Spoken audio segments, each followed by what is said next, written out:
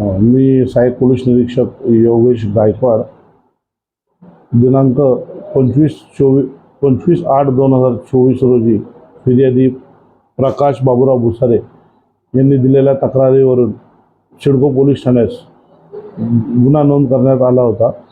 यातील पाहिजे आरोपी प्रीतम शंकर गावारे हा गुन्हा दाखल झाल्यापासून फरार होता।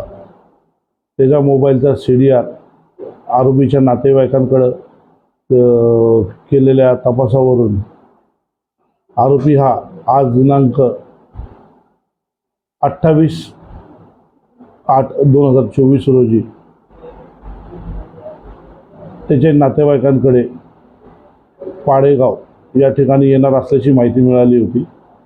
त्या अनुषंगाने माननीय वरिष्ठांच्या मार्गदर्शनाखाली आम्ही स्वतः व आमचे DB पथकाचे अंमलदार अशी टीम सदर ठिकाणी रवाना होऊन त्याला पाडेगाव या ठिकाणाहून ताब्यात घेऊन पोलीस स्टेशनला येऊन त्याला अटक करण्यात आलेली आहे। नमूद आरोपीला उद्या दिनांक 29/8/2024 रोजी माननीय न्यायालयात रिमांडकामी हजर करून पुढील तपास करण्याची तजवीज ठेवत आहोत।